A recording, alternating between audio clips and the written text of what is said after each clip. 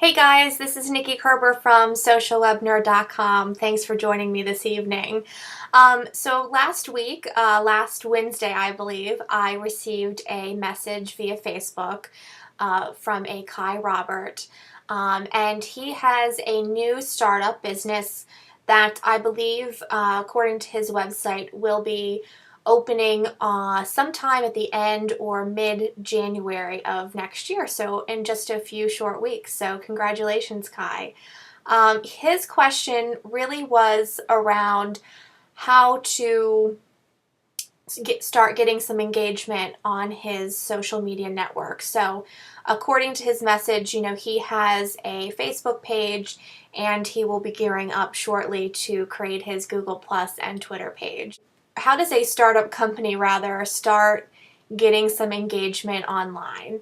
And this question is not just for Kai and his website diverid.com, but it's really for any small business or small business owner who just really is not sure after the initial profile setup. So there's a few things that every small business owner should really keep in mind. The first thing that I would really take into consideration is making sure that your profiles are as filled out as possible. So making sure that your website is there, making sure that a clear description of what your business is up for everybody to see, and making sure that the branding is really consistent from profile to profile, making sure that your logo is the same logo on every profile page, just to make it consistent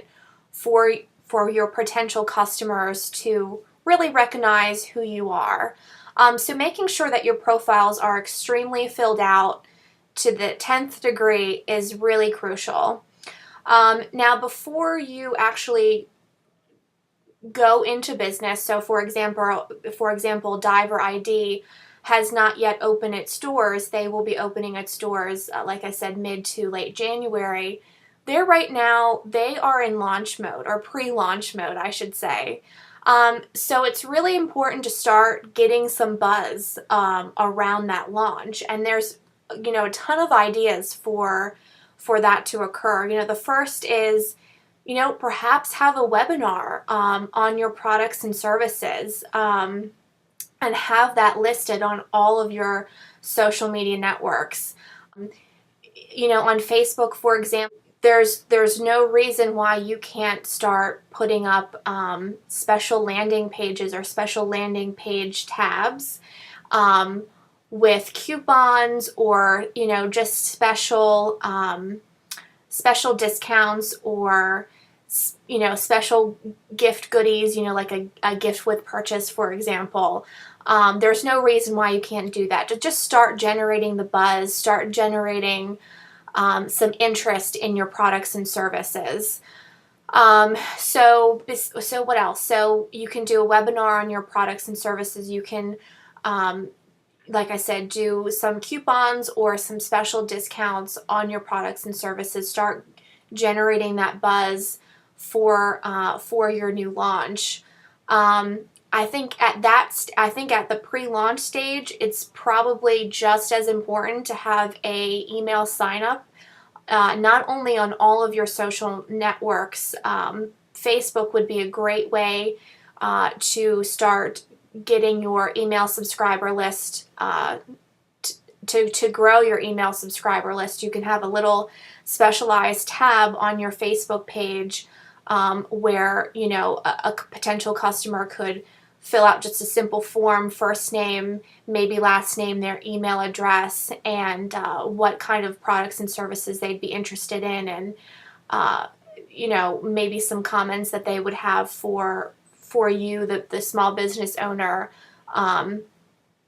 for perhaps some feedback, and just something for the small business owner such as yourself to keep in the back of your mind for future reference. So you can have a nice email subscribe list on Facebook, and then obviously the main place to have your email subscribe list would also be on your website as well. Which brings me to my next thing to take into consideration is make sure that your website has all of your social media links and little social media button icons clearly indicated and listed, especially on the home page. I really like websites that have their social media links in the footer, because it's on every page. The footer is on every page. So when that person scrolls all the way down the page and they see your contact information, they'll also see where exactly you're listed in the social media sphere. So making sure that those links are prevalent and listed on every page is crucial, especially if you want them to visit your social media profile. So, I know, for example, for Kai and diverid.com, although they're not taking orders right now, and although they're not officially open yet, there's no reason why the profiles that you've set up should not be listed right now on your website. So that's something that I would probably do right off the bat. So any customer that's visiting your website knows that you are also active or going to be starting to be active in the social media platform. So that's definitely very crucial, and I would say that's probably the number one priority to fix right now, and it probably would only take you 5 or maybe 10 minutes at most to list all of your social media profiles on your website. So that's a quick and easy fix. The thing to take into consideration is that it's not going to be overnight for you to start getting orders in from your Facebook page or your Twitter page or any other social media platforms that you have. And, in fact, it might take a while for you to start getting quality fans who are not just customers, but potential customers who, are interested in your products and services. The first thing that I always tell my clients or colleagues who are asking me this same kind of similar question is that content really is king.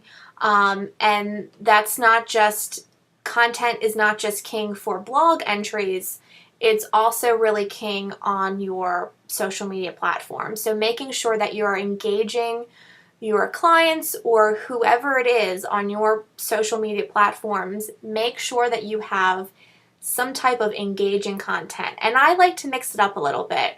Have some informational content, and informational content could be anything from, for example, diverid.com. They are selling, I think, scuba gear or diving gear. Some of your posts might be about scuba diving. They might be about diving. They could be little fun facts that, maybe the average person doesn't know. And that's cool, because then, I would learn something, and that's cool. Just a quick snippet of information really goes a long way. Then you can mix it up a little bit with funny content or humorous content, maybe like a humorous cartoon, or like a video or something, but still aligns with your products and services in some way. And of course, there's nothing wrong with going off the beaten path and just posting something just totally off the wall to keep everybody on their toes. But mix it up with informational content, mix it up with humorous and funny content. You also want to mix it up with your actual products and services. But the thing to remember in the social media sphere is that people don't want to be advertised to. People don't want to see constant reminders that you, the small business owner, are selling something or trying to sell something. So, I really would say keep those posts to a minimum, but you need to post them sometimes. So I think I read just an article a couple of weeks ago. It might even have been a month ago already.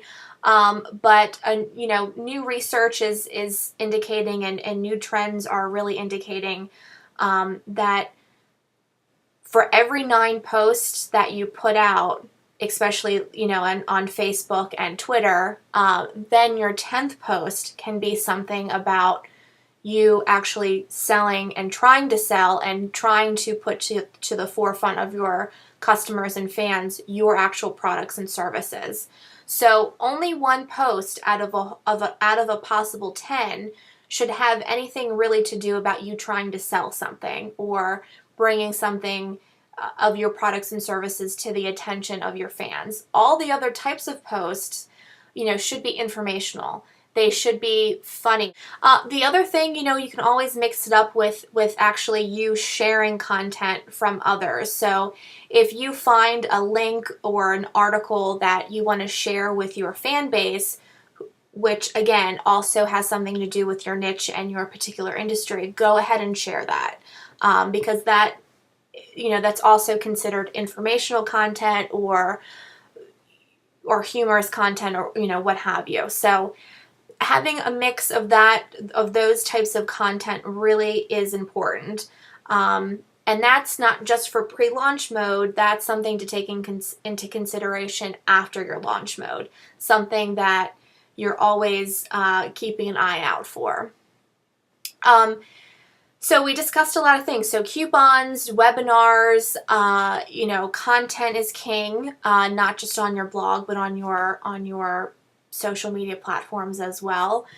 The other thing to take into consideration is, you are a startup, but the other thing to take in consideration is tell everybody about your website and about your social media platforms. So the more people that are connected and like your profiles, whether that's on Twitter, whether they're following you on Twitter, whether they like your business page on Facebook, whether they follow you on Google Plus or YouTube, or whatever platform it is, tell everybody that you're out there in that sphere.